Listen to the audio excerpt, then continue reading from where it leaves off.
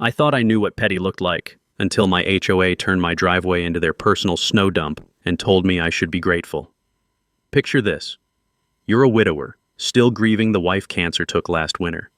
You wake up to an 8-foot wall of toxic snow completely sealing your garage shut, trapping your 78-year-old mother-in-law inside with her heart medication running low. But here's what broke me.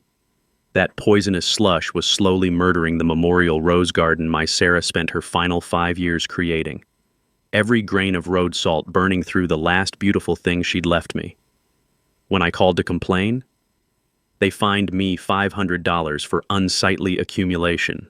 Diesel fumes hung thick in the morning air as I stood there, work boots crunching through ice, watching neighbors cruise past in spotless BMWs like I was invisible. What would you do if they killed your wife's legacy, then billed you for the funeral?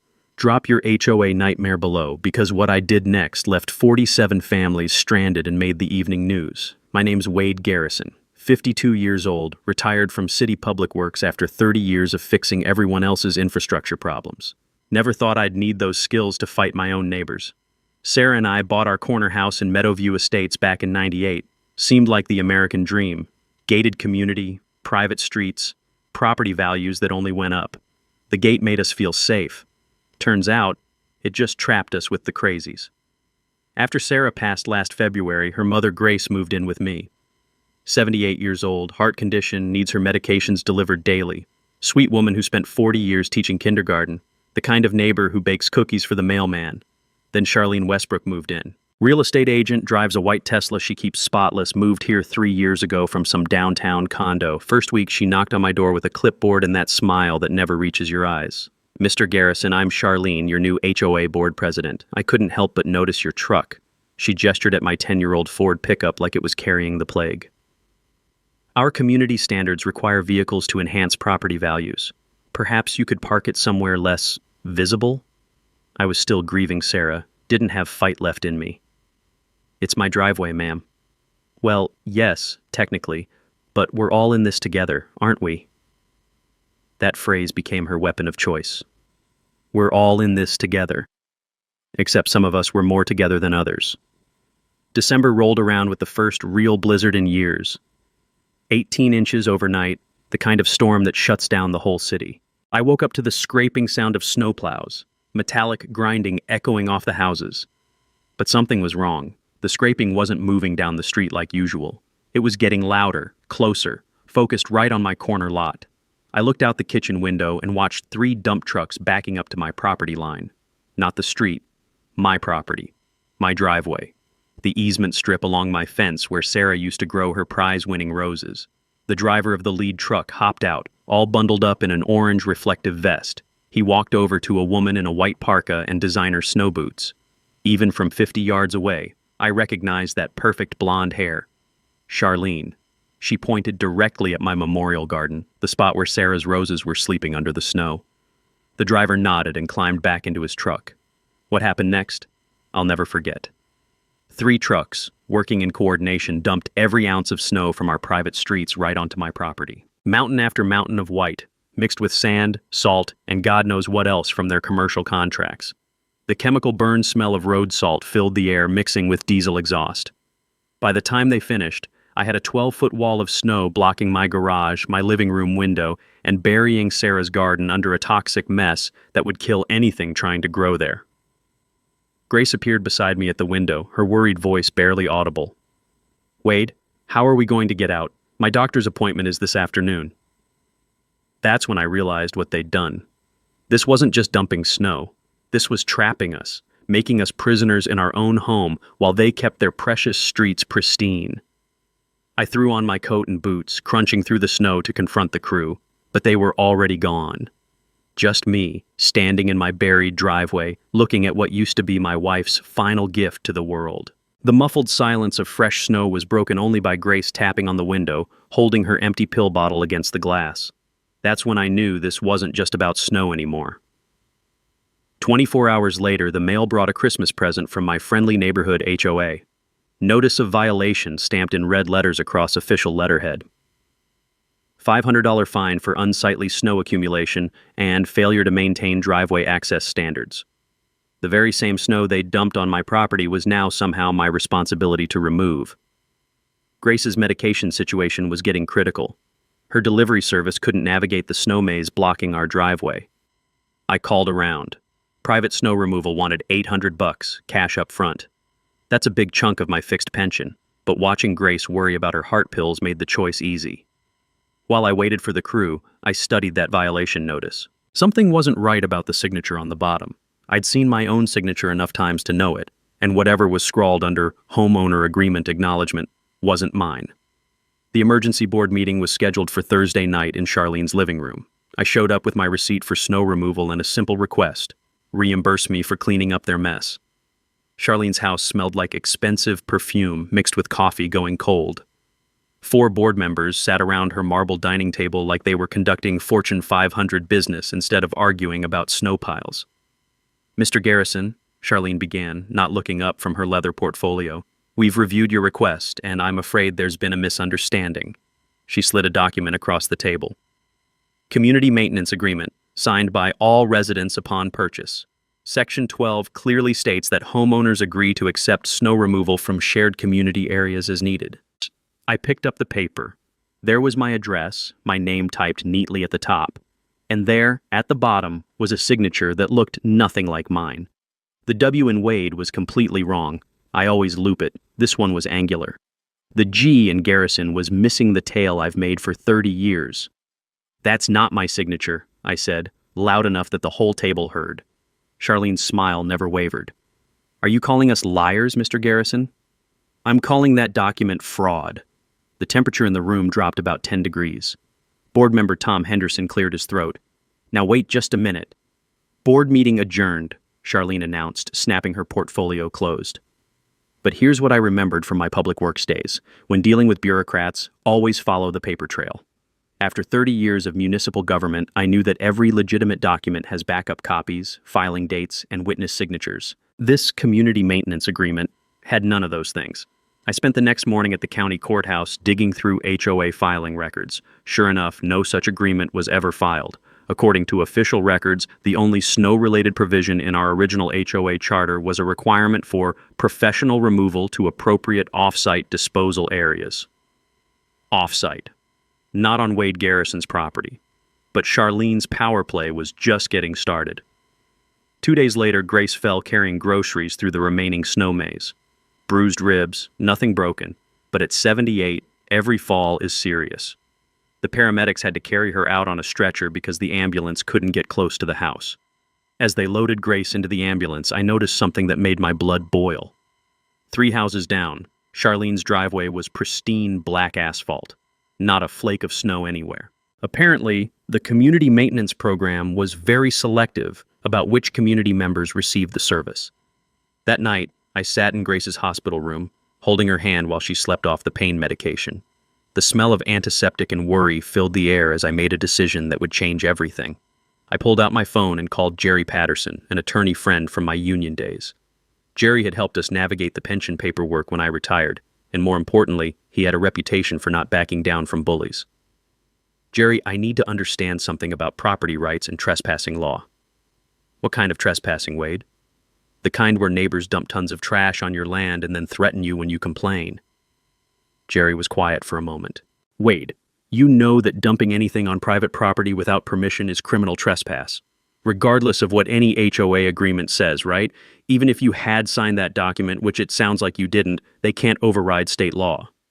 That's when I learned my first important lesson. HOA agreements cannot supersede criminal law, period. Translation: if they're dumping on your property without permission, they're committing crimes, not enforcing community standards. Grace squeezed my hand in her sleep, and I squeezed back. This wasn't over. Not by a long shot. The next storm hit in January, and Charlene decided to turn up the heat. This time, they didn't just dump street snow.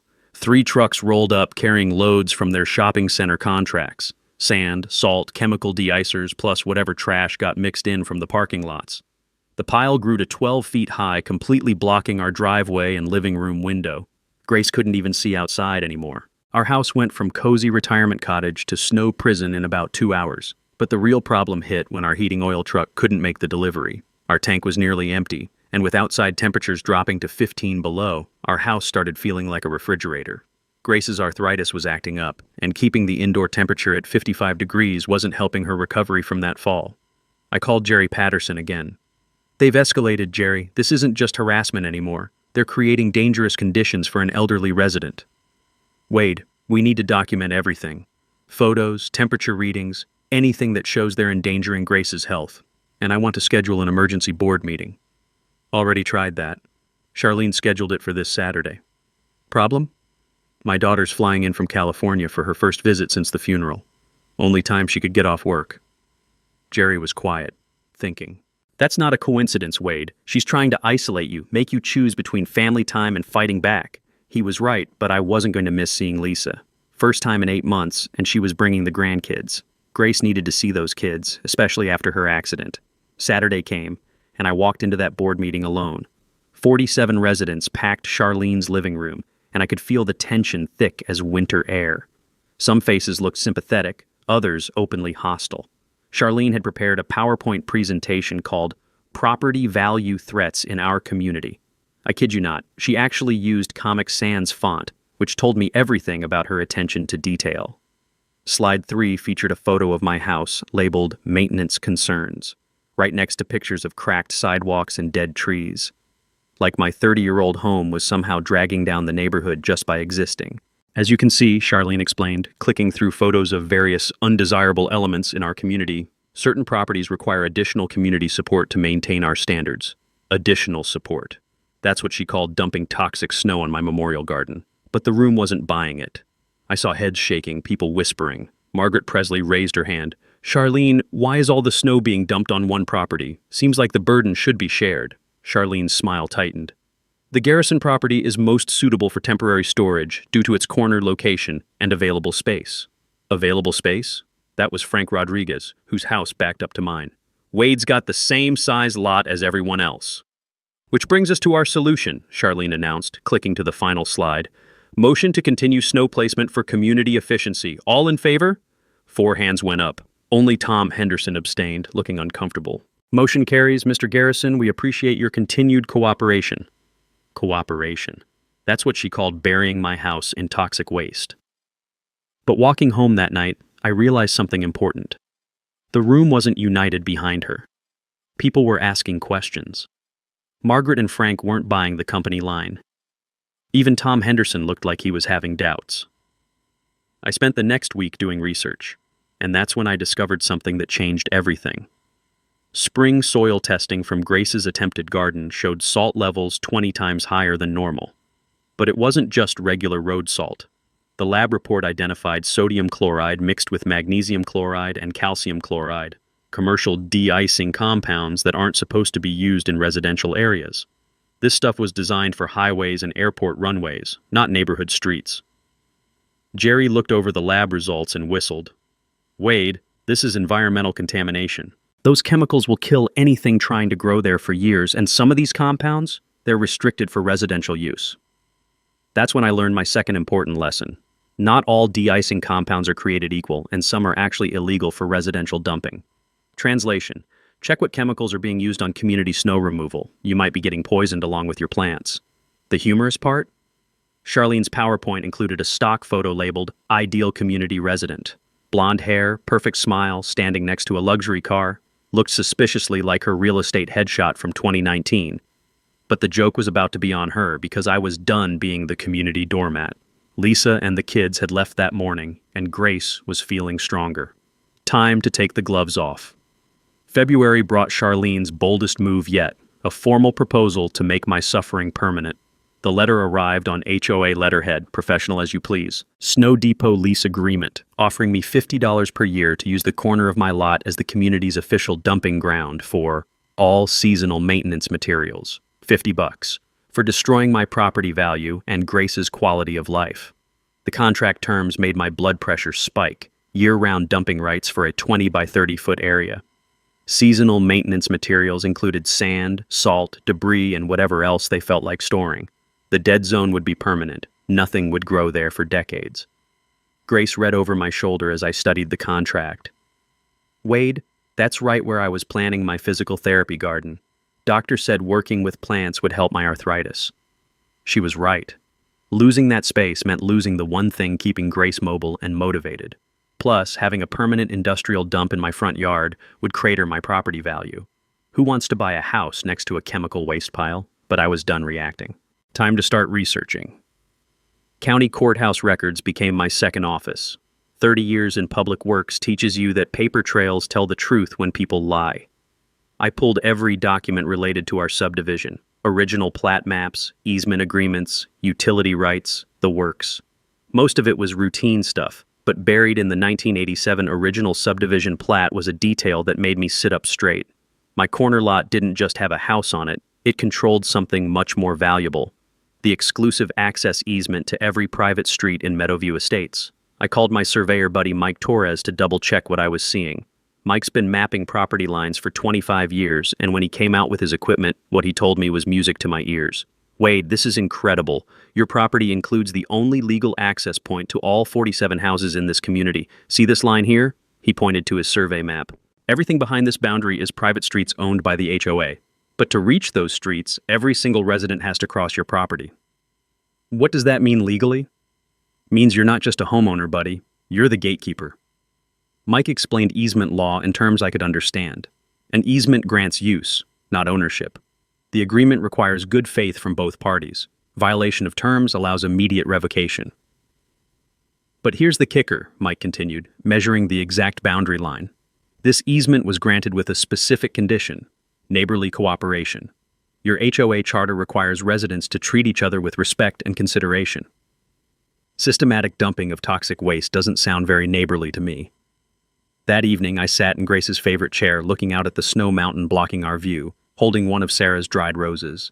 The salt had turned it black, like everything else they'd touched. She always said bullies count on decent people staying quiet, I murmured to the empty room. Not this time, sweetheart. I started making calls, first to Jerry Patterson, who confirmed what Mike had discovered. The 1987 easement agreement included a good faith clause that the HOA had systematically violated. Wade, this changes everything. They broke the contract first. You have grounds to revoke access entirely. What happens if I do that? 47 families become landlocked. Their private streets turn into very expensive driveways to nowhere. My third important lesson came from Jerry.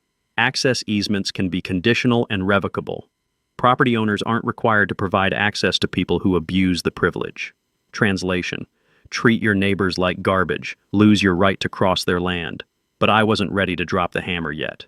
I needed evidence, documentation, and a plan that would make them fix the mess they'd created. I spent the next week calling equipment rental companies and researching property line marking requirements. Steel posts and heavy chains for property improvement projects, security cameras for home safety, an excavator with snow blade attachment for seasonal maintenance, all perfectly legal property owner activities. The plan forming in my head was elegant in its simplicity. They wanted to use my property as their dump? Fine. But they'd forgotten one crucial detail. I controlled their only way home. Charlene's lease agreement was still sitting on my kitchen table waiting for a signature. I picked up a pen and wrote across the bottom in red ink. Counteroffer. Remove all illegally dumped materials and pay $22,400 in damages. Then we'll discuss neighborly cooperation. Grace looked over from her crossword puzzle. Think that'll get their attention? Oh, I'm just getting started, Grace. Just getting started. The portable lights arrived that afternoon, followed by the security cameras. Time to document everything they did next, because I had a feeling Charlene wasn't going to take my counteroffer quietly.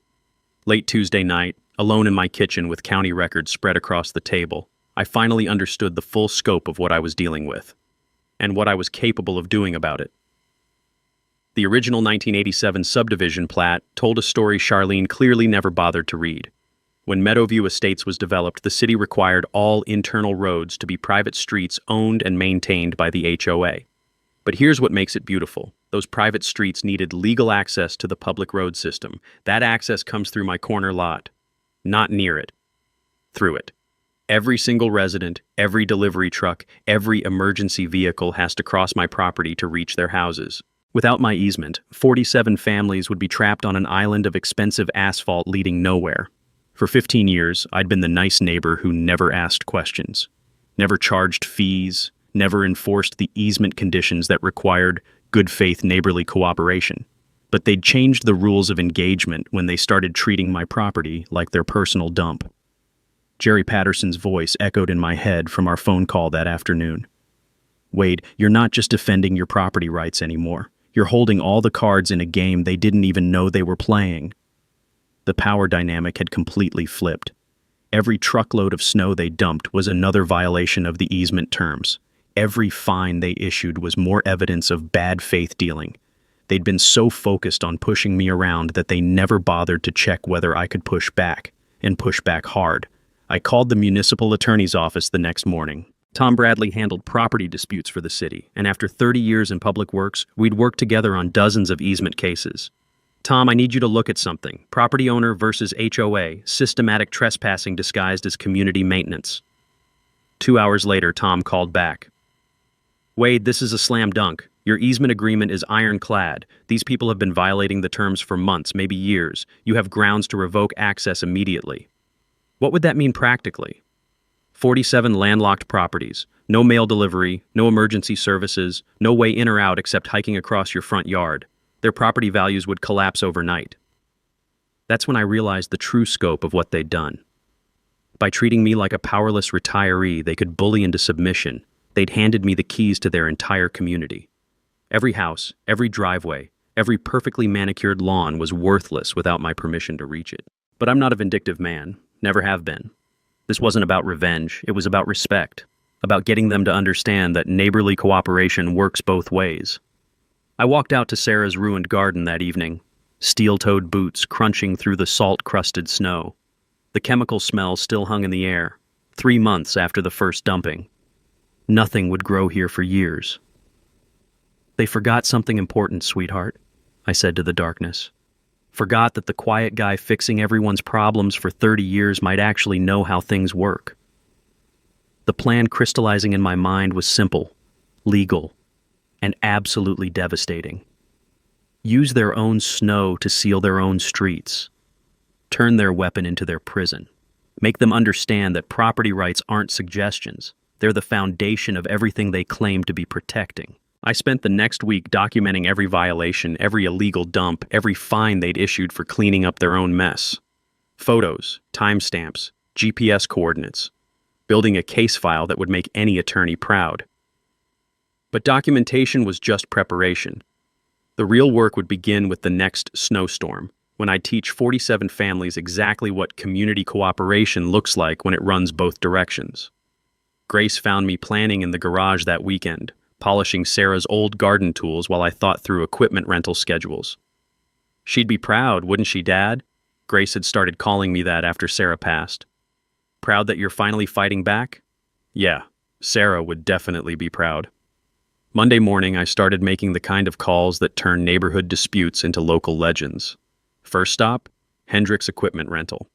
I need an excavator with a snow blade attachment for property maintenance work. Nothing too big, but I need something that can move serious volume. The guy on the phone, Randy, according to his name tag when I drove over, walked me through the options. How much snow we talking about, Mr. Garrison? Let's just say my neighbors have been very generous with their winter donations. Randy chuckled. Ah, one of those situations. You want the Cat 314 then? Hydraulic blade that'll angle for maximum displacement. Push 20 tons of snow like it's sandbox sand. Perfect. Next call went to Superior Fencing Supply.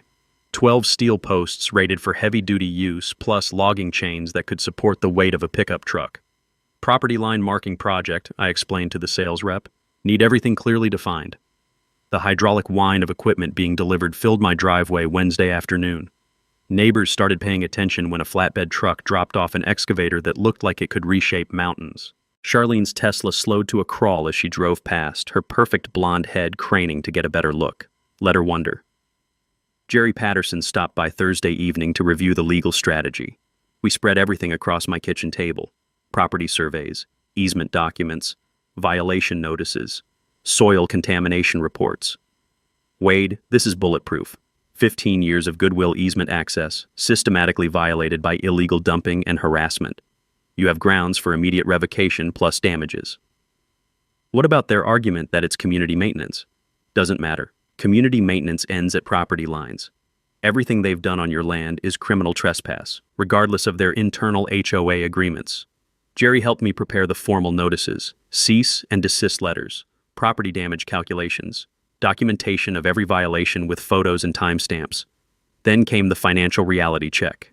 3 storms of private snow removal, $2,400. Sarah's memorial garden destruction, $3,000. Soil remediation for chemical contamination, $8,000. Driveway repairs from heavy equipment damage, $4,000. Legal fees, $5,000 in climbing. Total damages, $20,400. Nearly half my annual pension spent cleaning up their mess. But the most important preparation was rallying the witnesses. Margaret Presley agreed to provide a written statement about the dumping pattern. Frank Rodriguez offered video evidence from his security cameras showing the targeted placement. Even Tom Henderson from the board quietly admitted he'd never seen documentation for their community maintenance agreement. Friday afternoon, Lisa called from California. "Dad, I've been thinking about what happened while we were visiting. This isn't right. They can't just bury your house and call it community service." "Don't worry, sweetheart. Your old man's got a plan." "What kind of plan?" "The kind your mother would have used. Firm but fair, with consequences that fit the crime." That weekend, I set up the security equipment, cameras covering every angle of my property line, portable floodlights to illuminate nighttime dumping operations, everything time-stamped and recorded to cloud storage that couldn't be tampered with. Mike Torres came by Saturday to install the steel posts marking the exact easement boundaries. Each post sank 3 feet deep in concrete, with surveyors' flags marking the precise legal line between my property and their access rights. "Wade, this is professional-grade boundary marking. No one can claim they didn't know where your property ends." Sunday evening, the weather forecast made everything perfect. Major blizzard system moving in from Canada, 18 to 24 inches expected Monday night into Tuesday, the biggest storm in 15 years. I called Grace into the living room for a family meeting. "Grace, we're going to have visitors Tuesday morning, lots of them. Probably won't be entirely friendly." "What kind of visitors?" "The kind who'll finally understand that respect works both directions." She studied my face, seeing something she hadn't seen since before Sarah got sick. Determination. Purpose. The look of a man who'd remembered how to fight for what mattered.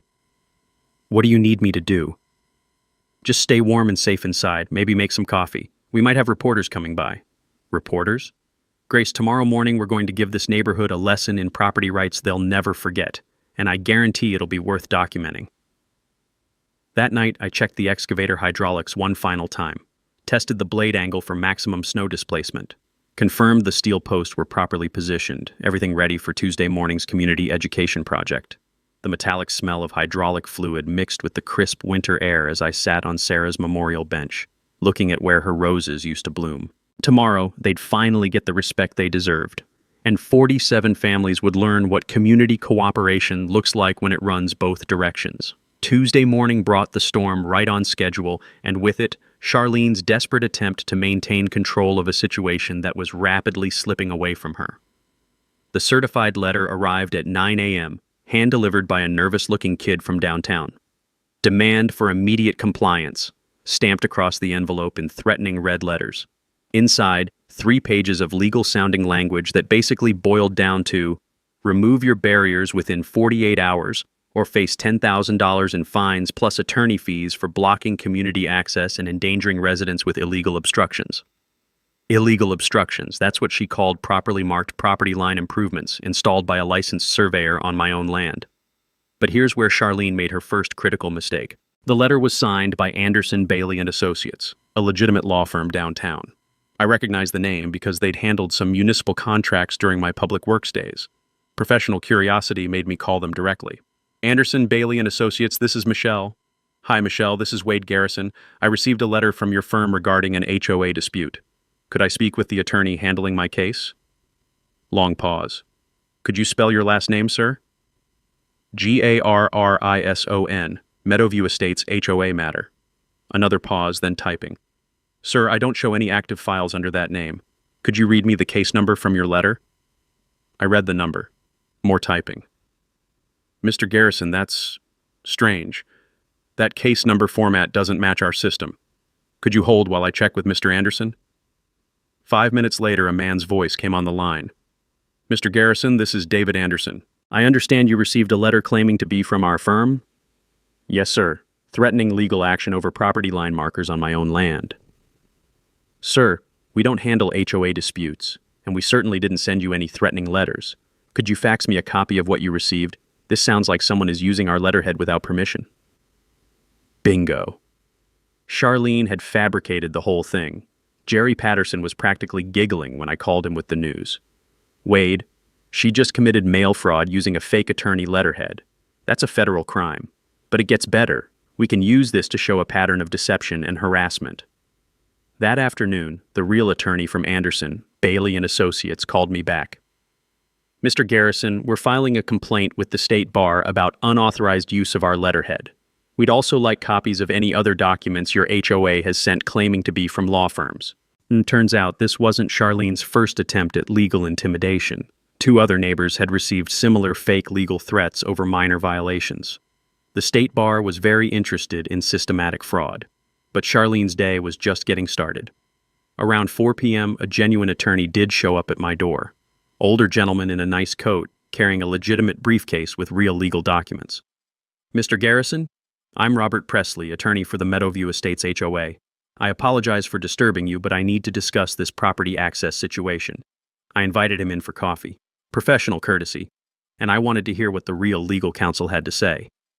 Mr. Garrison, I'll be direct. Mrs. Westbrook contacted our firm about property access barriers, but she failed to mention certain complexities in your situation. What kind of complexities? Well, the systematic dumping of snow and chemicals on your property, for starters. The fake legal threats. The violation of your easement agreement terms. Mrs. Westbrook presented this as a simple property dispute, not a pattern of harassment and illegal trespassing. Robert Presley looked genuinely embarrassed. Sir, my client has created significant liability exposure for the entire HOA. Your easement rights are clearly documented, and the violations are extensive. I'm recommending immediate settlement negotiations. What kind of settlement? Full damages for property restoration, plus legal fees, plus a binding agreement that prevents any future dumping or harassment. My client needs to understand that continued violations could result in complete access revocation. I appreciated his honesty. Mr. Presley, I'm not interested in punishing the whole community for one person's poor decisions, but I am interested in respect and accountability. I understand completely. Mrs. Westbrook has been difficult to counsel. She seems to believe HOA authority supersedes property law. After he left, I called Jerry with the update. Their real attorney just threw Charlene under the bus, Jerry, recommended settlement, and said she's created liability for everyone. Wade, that's surrender. They know they can't win this legally. Question is whether Charlene will accept reality or double down on stupid. The answer came that evening. Emergency board meeting called for 7 p.m. at Charlene's house. Agenda item: immediate removal of illegal barriers by any means necessary. Any means necessary. That sounded like a threat to me. Time to make some final preparations for tomorrow morning's community education project. Wednesday evening brought the blizzard, and with it, Charlene's final, desperate attempt to prove who really ran Meadowview Estates. The snow started falling around dinner time, thick flakes that meant business. By 10 p.m., we had 8 inches on the ground, and it wasn't slowing down. Perfect conditions for what I knew was coming. Around 11:30, headlights swept across my living room window. 3 trucks lined up on the street outside, the familiar orange and black of Premier Snow Removal, Charlene's contracted crew. But this time, something was different. Charlene's white Tesla was parked right behind them, hazard lights blinking in the swirling snow. I grabbed my camera and winter coat. If she wanted to personally supervise this operation, I was going to document every second of it. The lead driver hopped out of his truck, guy I'd seen before, Miguel something, but instead of heading straight to work, he walked over to my property line where I was standing. Mr. Garrison? Miguel Santos, crew chief.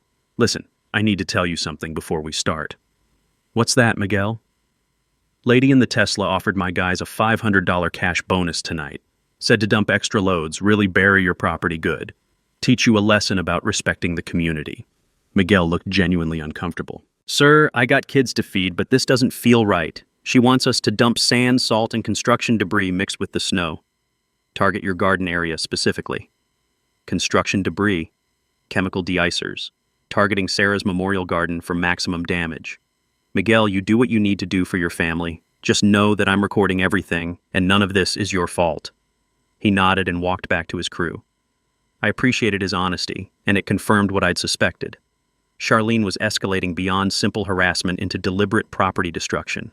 What happened next was like watching a military operation designed by someone who'd never heard of consequences. Charlene stepped out of her Tesla wearing a white parka and designer snow boots, looking like she was prepared to direct the D-Day invasion. She pointed directly at different areas of my property, giving specific instructions for maximum impact. 3 trucks worked in careful coordination. Load after load of snow mixed with sand, salt, and chunks of concrete from construction sites. The pile grew to 22 feet high, literally reaching my second-story windows. But here's what made my blood boil. Charlene was taking pictures, standing there in her perfect winter outfit, documenting the destruction like it was some kind of trophy moment. I filmed her directing the placement, zooming in on her hand gestures targeting Sarah's memorial garden. Clear evidence of intentional, systematic property destruction. Around 2 a.m. they finished. The largest snow mountain I'd ever seen completely blocked our house from street view. Grace couldn't see out any of the first-floor windows. We were effectively buried alive. I waited until the trucks left, then walked the perimeter of the dump with my camera. The chemical smell was overwhelming. Industrial de-icers mixed with God knows what other toxic waste from their commercial contracts. But as I documented the damage, I noticed something that made me smile in the darkness. Every single truckload had been dumped on my property. None of it on city streets, none on the easement access route. Charlene had been so focused on burying my house that she'd forgotten the most important detail. All of her snow was now on my land, my property, under my control. And tomorrow morning I was going to give it back to her, all of it, in exactly the place that would teach 47 families the real meaning of community cooperation. I spent the rest of the night checking equipment. The excavator started on the first try despite the cold. Hydraulic blade angled perfectly for maximum displacement. Steel posts and chains positioned exactly on the easement boundary line. Grace found me in the garage at 5 a.m., testing the equipment one final time. The hydraulic whine echoed off the walls as I practiced blade movements. "Wait, are you sure about this?" "Grace, they just spent 6 hours burying our house with toxic waste. Targeted Sarah's garden specifically for destruction. Offered cash bribes to make sure we suffered. This isn't about snow anymore. It's about respect." She studied the excavator, then looked at me with something I hadn't seen since before Sarah got sick. Pride. "Your mother raised you right, didn't she?" "She raised me to stand up for what's right, even when it's hard." "Then go show these people what standing up looks like." At 6 a.m., I fired up the excavator and began the most satisfying property improvement project of my life. Time to teach Charlene what community maintenance looked like when the community included Wade Garrison. The morning sun was just breaking through the storm clouds as I made my first pass at that 22-foot mountain of their generosity. 6 a.m. on a Thursday morning, and I was about to give 47 families the education of their lives. The excavator roared to life with that satisfying diesel rumble that means serious business. I'd been operating heavy machinery for 30 years, but this morning felt different. This morning, every movement had purpose. I started with the mountain closest to Sarah's memorial garden. The toxic pile Charlene had specifically ordered dumped on my wife's final resting place. The hydraulic blade bit deep into the snow, sand, and chemical mess, lifting tons of their community maintenance with each pass. But I wasn't just moving their snow, I was delivering it. Straight across my property line to the exact spot where the access easement began. The only route 47 families could use to reach the outside world. Every scoop of snow went directly into creating a wall across their private street entrance. By 6:30 a.m., I had a 6-foot barrier completely blocking access to Meadowview Estates. No one getting in, no one getting out. 47 families about to learn what being trapped in their homes felt like. The first neighbor appeared around 7 a.m. Frank Rodriguez, trying to leave for his job at the hospital. His pickup truck stopped 20 yards from the snow wall, emergency lights flashing as he realized what he was looking at. More cars started lining up behind him. Teachers who needed to get to school. Commuters heading downtown. People with doctor's appointments and work meetings and normal Thursday morning responsibilities. All of them blocked by the same snow their HOA had dumped on my property. By 7:15, I had an audience of about 30 people standing in the street, looking at my perfectly legal property improvement project. Some were on phones calling work to report they'd be late. Others were taking pictures trying to figure out exactly what had happened. That's when the white Tesla arrived. Charlene's car slid to a stop and she practically fell out of the driver's seat, stumbling through the snow in those designer boots that weren't made for actual winter conditions. Her perfect blonde hair was already getting messed up by the wind. "What is this?" she screamed across the crowd, pointing at my excavator like I was operating a tank in a war zone. I shut off the engine and climbed down, steel-toed boots crunching on the snow-packed ground. The sudden silence was broken only by wind and the frustrated murmur of trapped commuters. "Morning, Charlene. Just doing some property maintenance, moving all that snow you folks generously donated to my land. You can't block community access. This is illegal." "Ma'am, this is my property. Your snow is now properly disposed of on the exact property line, just like your maintenance agreement requires." The crowd was getting bigger. Margaret Presley had arrived with her kids, who were supposed to be at school. Tom Henderson was there, looking embarrassed about the whole situation. Even some of the construction workers were watching from their trucks. That's when the fire department showed up. 2 trucks, sirens wailing, responding to reports of blocked emergency access. Captain Rodriguez, no relation to Frank, stepped out of the lead truck and surveyed the situation.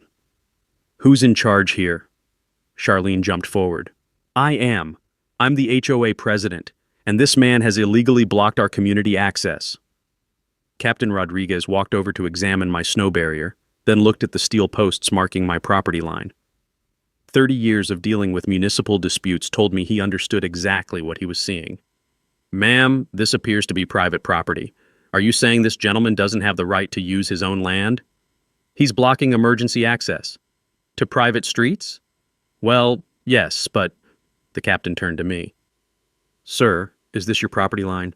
"Yes, sir. Surveyor marked it last week. All snow was illegally dumped on my land, now properly relocated to the boundary line as specified in municipal code." Captain Rodriguez nodded. He'd seen enough property disputes to recognize the legal realities. "Ma'am, private property owners control access to private streets. If there's a dispute, you need to resolve it with him or through the courts." That's when the Channel 8 news van pulled up. Reporter Amanda Walsh jumped out with her camera crew, drawn by the spectacle of an entire neighborhood being held hostage by one man with an excavator. Perfect human interest story for the morning show. "Sir, I'm Amanda Walsh from Channel 8 News. Can you tell us what's happening here?" I looked across the crowd of 47 families, all trapped behind their wall of consequences, looked at Charlene, red-faced and furious in her impractical winter outfit, looked at the cameras rolling and the phones recording. Time for the mic drop moment I'd been waiting for. "Ma'am, for months my neighbors have been dumping toxic snow on my property, targeting my late wife's memorial garden, and fining me for cleaning up their mess. This morning, I'm simply returning their property to them. Community cooperation works both directions." The crowd went dead silent. Even the wind seemed to stop. "Now, anyone who wants this snow removed can start by removing the illegal dump from my memorial garden. Then we can discuss respectful neighbor relationships." Checkmate. 3 hours later, Charlene was writing a personal check for $6,000 while standing knee-deep in snow, surrounded by news cameras and 47 very unhappy neighbors. The emergency snow removal crew had given the HOA a choice: pay the full $18,000 for immediate access restoration, or watch their community stay trapped until spring. The HOA emergency fund only had $12,000, which left Charlene personally liable for the difference. "This is extortion," she muttered, hands shaking as she signed the check.